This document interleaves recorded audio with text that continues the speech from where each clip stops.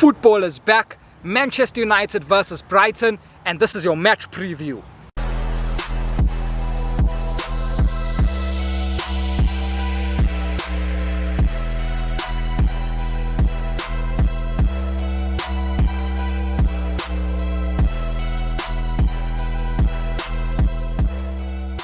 Finally, the international break is over, and you know, even in international where they playing competitive football, because this was competitive football, they were playing to qualify for the World Cup. You know, the standard of international football and club football is such a big difference. Like international football, the drop off from club football to international football is extremely big.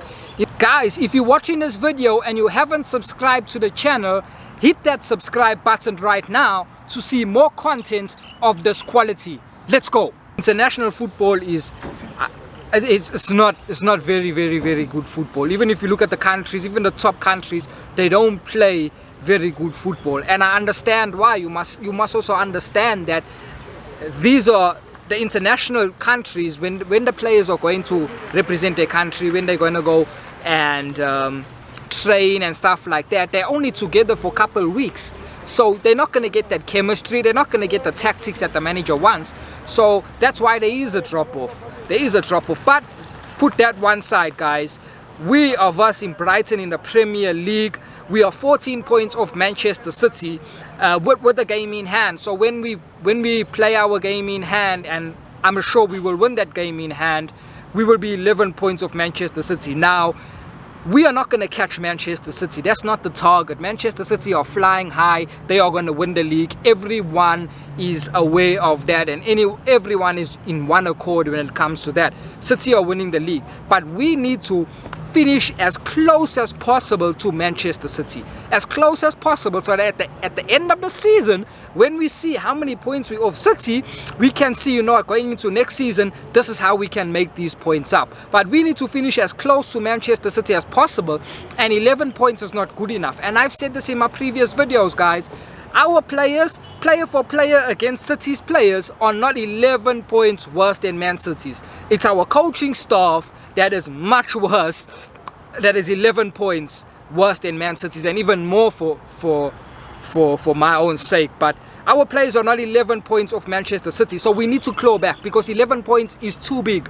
11 points means you did not challenge for the league title at all. 11 points, 369, that's 3 games, full 3 games that Manchester City have in hand, with an extra game for like a draw or something. 11 points is too much. We need to claw back some points, and we need to start with Brighton. Now, the team news for Brighton is that probably it's only maybe Martial that is out with injury. Martial and maybe Victor Lindelof.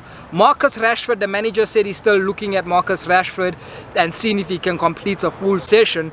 I expect Marcus Rashford to start. You know, our manager plays half-fit players that are struggling with injury. He plays them against dead rubber teams. We've seen that last season in the Europa League. He played Paul Pogba, he was injured. He played Marcus Rashford throughout the campaign, and he was injured. This is what the manager does. So I expect, even if Rashford is half fit, I expect Rashford to play, because the manager can't do without Rashford.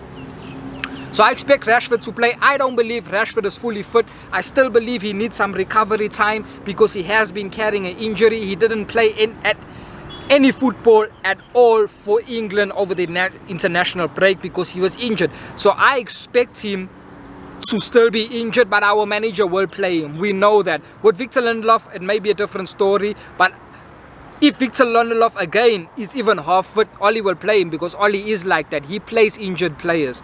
So I expect those 2 players to feature somewhere in the squad, to start or even on the bench, but they will be involved. Martial, I think, is a big doubt. He picked up an injury for France the other week, so I think he's a big doubt. So if you're asking me, the lineup, and another important thing to speak about is the goalkeeper situation. Ollie was asked in the conference, what is he going to do, because he's got 2 very good goalkeepers, and his basic answer was that he's going to play both of them. He's going to give them equal game time, so to speak. So I expect Dean Henderson to continue in Europa League, and I expect David De Gea to come back into the Premier League. So I expect David De Gea to start against Brighton. I expect that. So for me in goal, it'll be David De Gea. At right back, it'll be Wan-Bissaka, Victor Lindelof, Maguire, Luke Shaw. We know our back five. Paul Pogba, the midfield. Let's talk about the midfield. Paul Pogba is back, guys. He completed a 90-minute game for France earlier this week. So he will start, no doubts about that. Our midfield needs Paul Pogba. You know, some of the fans, they say, oh, Paul Pogba must earn his right to walk into this team. And some of the fans are saying, sell Paul Pogba. Guys, Manchester United need Paul Pogba. When Paul Pogba was firing on form this season, December to January, he was our best player. We were getting the best out of Paul Pogba. Paul Pogba took us to first on the log.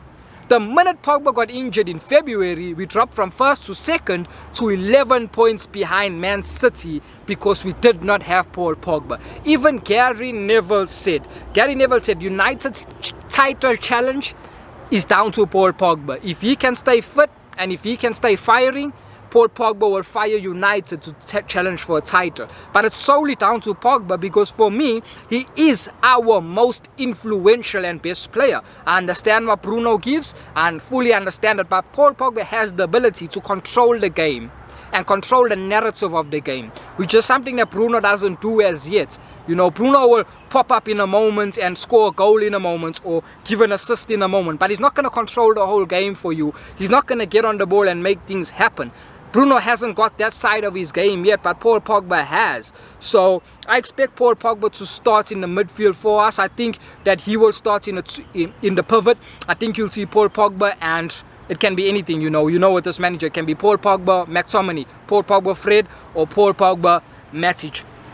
Any of those combinations, but I do expect Paul Pogba to play in that double pivot in a CDM position because Oli believes that Paul Pogba is a CDM. I don't understand the thinking behind that, but anyways, Paul Pogba will play there. Bruno Fernandes, we know, is in the 10 position. There's no one in world football that can take Bruno Fernandes out the number 10 position.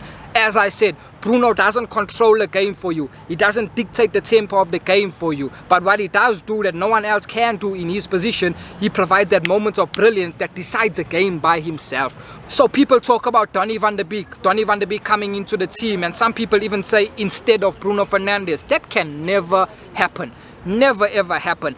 Bruno is a level above Donny. I understand what Donny can give, and I'm all for Donny van de Beek starting in our team in place of Scott McTominay. I believe that Donny can play as a double number 6. He can play next to Paul Pogba in the two-man pivot, 100%. But Donny can never bench Bruno. There's no number 10 in world football that can bench Bruno Fernandes because he comes up with that moment of brilliance, and his rate of scoring is so high, guys. It's so high.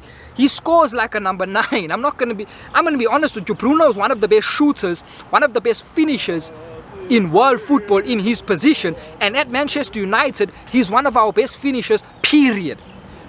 For me, he's a better finisher than Marcus Rashford. He's up there with Anthony Martial in finishing, and people talk about Greenwood's finishing. Last season, Greenwood had good finishing. This season, the boy's shooting and it's not even going on target. But that's a conversation for another day because we know that there's no coaching to help Greenwood. He's young. Young players need coaching, and there's no coaching happening at Man United, so we understand that. But as I'm saying, Bruno Fernandes in the 10 position, there's no one in world football that can take him out. Yes, he has weaknesses, but focus on his strengths and play to his strengths. And Bruno's strength is that he can decide a game for you in the twinkling of an eye. With one moment, he doesn't even need a half chance. You literally pass the ball to him on the edge of the box, he whips that ball, and it's going to trouble the keeper if not go in. So Bruno Fernandes in the 10 position. Marcus Rashford at left. I do believe Rashford will start. Oli can't do without Marcus Rashford. He will play a half-foot Rashford, and that is to the detriment of the player. There has to come a time when Rashford takes care of himself. You have to take care of yourself, your own health, guys. We know this, but Rashford don't know that when it comes to football. He needs to take care of himself because at the rate he's going, I think Rashford's about 23 years old now, 23 years old. At the rate he's going, he's gonna be packed up when he reaches 28 years old. because you can't play with injuries like this. You need to manage your body, take care of your body, take care of your health. You can't play with injuries. He needs to go to Oli and say, Oli, you know what? I am not fully fit. I can still feel this injury inside of me. I can still feel this knock or whatever. I need some rest. He needs to say that, because Oli will always play him. Because Oli can't do without any of the starting 11 players. He can't. That's just our manager. You see, other managers, they can rotate their squads and they'll still get a consistent performance. Thomas Tuchel is a prime example. He rotates his squad every single week and he still gets a standard performance, a consistent performance, and a consistent result as well. With us, it's not that. If we bench Bruno, if we bench Marcus Rashford, Paul Pogba even, all of a sudden the dropping quality of the team goes so low, because we don't really have a system and a style of play. We just rely on that individual brilliance to carry us through. And so that's just the situation at Man United. So I expect Marcus Rashford to play on the left. On the right, I think he can go with Greenwood or Dan James. I think he'll go with Cavani's back, so I think he'll go with Mason Greenwood on the right, and I think Cavani will be our striker. Talking about the striker position as well, obviously we said Martial is injured. So Cavani comes in. Cavani is rumored to be leaving at the end of the season, and I'm not against Cavani wanting to leave the club. Cavani was never a long-term solution. He was a short-term solution. Look at his age, guys. There's no longevity in Cavani. So we signed him for 1 year, and that's what I expected. I expected Cavani only to sign for 1 season, and thereafter we need to address that area. There's rumors that we are looking at a striker, and those strikers include Haaland. Man United get linked with every striker in the game. So there's currently Haaland, Harry Kane, and who's the other strikers? There's a couple others, but I think it's Haaland and Harry Kane, the high-profile strikers that are looking to go on the move. Haaland, Oli came out in his conference and said Haaland will choose where he wants to go. If you're asking me, guys, we are not even in the race for Haaland. When you're competing with Real Madrid and Barcelona, where Mino Raiola went out to Spain to meet both those clubs, guys, you cannot sit at the same table with those teams. Pep Guardiola said it, and when Pep Guardiola said this, he was at Man City. He said, when Barcelona and Real Madrid come to the table, you have to walk away. You cannot offer what they can offer, and not from a money point of view, from a prestige point of view. They guarantee you that you are going to win titles. They guarantee you that if you are a really top player, you will have a chance at Ballon d'Or. We can't guarantee you that. We haven't won our league in 8 years, so there's no guarantee that we can give a player. So that's what Barcelona and Real Madrid give you. They give you prestige, and all the greatest players in the world want to play for them. That is the ultimate dream, to make it to Barcelona and Real Madrid. So they are in for Haaland. For me, we've got no chance. We've got no chance of signing Haaland. We couldn't sign him when he was a small player last year in January. Last year in January, he was only coming to our club with a release clause. What does a release clause mean? A release clause means that when a player says, I want a release clause in my contract, the player is saying to you indirectly, I don't see my long-term future at your club, and in the very near future, I want to leave your club. That's what a release clause means.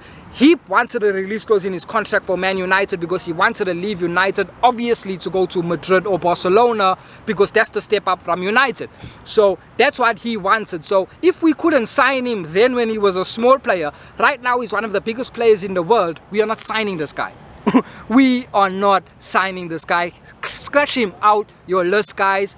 It's not a real transfer target. I don't even think Oli has went to speak to him. When you listen to Ole Gunnar Solskjaer's press conference that he had, they asked him about Haaland.